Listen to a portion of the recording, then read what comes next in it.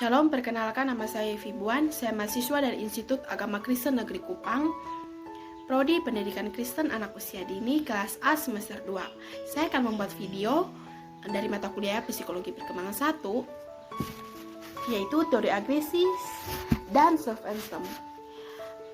Yang pertama, agresi, pengaruh lingkungan, genetik, dan jenis kelamin terhadap perilaku agresi anak. Yang kedua, teori-teori agresi. Yang ketiga, teori-teori self-esteem atau harga diri. Yang keempat, self-esteem, perkembangan stabilitas, konsekuensi dari self-esteem. Yang kelima, self-esteem, perkembangan self-esteem yang dilihat dari neuroscience. A. Agresi, pengaruh lingkungan, genetik, dan jenis kelamin terhadap perilaku agresi anak.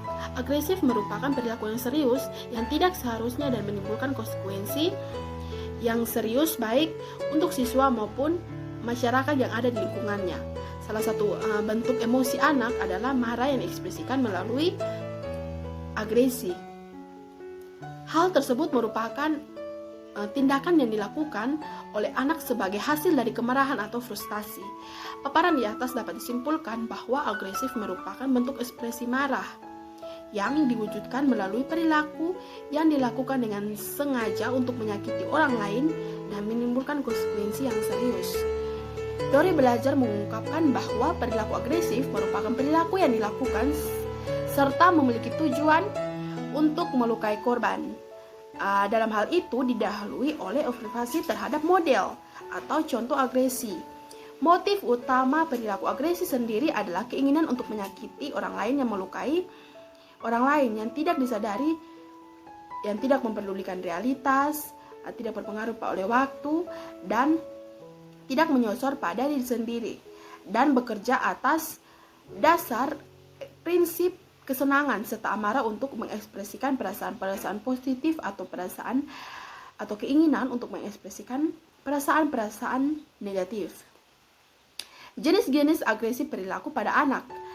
Secara umum, Mears membagi agresi sebagai berikut. Yang pertama, agresi rasa benci atau agresi emosi. Yang kedua, agresi instrumental. Berkowitz membedakan agresi menurut sasarannya dalam dua jenis, yaitu agresi instrumental dan agresi impulsif. Agresi instrumental adalah perilaku agresi yang dilakukan oleh individu sebagai alat untuk mencapai tujuan tertentu. Sedangkan agresi impulsif yaitu agresi yang dilakukan semata-mata sebagai pelampiasan keinginan untuk melukai, menyakiti, dan juga menimbulkan efek kerusakan atau kematian pada korban. Bush dan Perry berpendapat bahwa ada 4 bentuk pola agresi yang dilakukan oleh individu, yaitu agresi fisik, agresi verbal, agresi benci, dan agresi instrumental.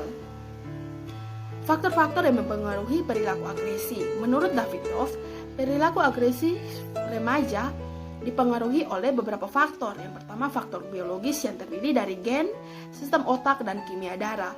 Yang kedua, faktor lingkungan yang terdiri dari kemiskinan remaja dan anonimitas. Aspek-aspek perilaku agresif.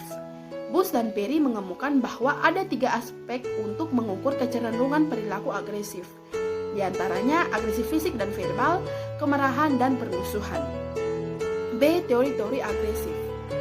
Ada beberapa pendapat ahli tentang teori agresi, yaitu yang pertama Baron, yang kedua Freud, yang ketiga Sears, Friedman, dan Peplau, dan yang keempat Bush.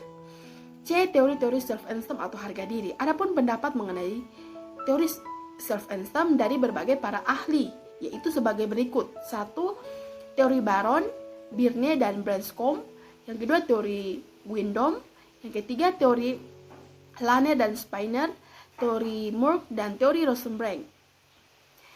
Self-esteem dibagi dalam perkembangan, stabilitas, konsekuensi dari self-esteem.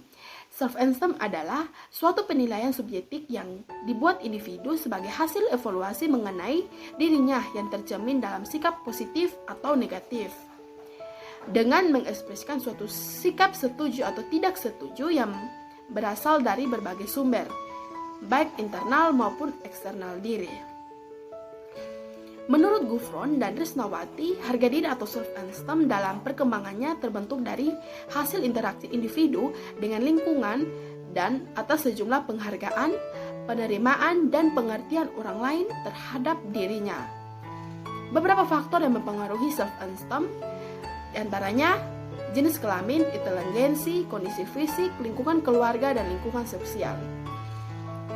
Self-esteem, perkembangan self-esteem yang dilihat dari neuroscience, kemampuan untuk menunjukkan suatu performasi yang tinggi untuk memenuhi kebutuhan dan mencapai prestasi, di mana level dan tugas-tugas tersebut tergantung pada variasi usia seseorang.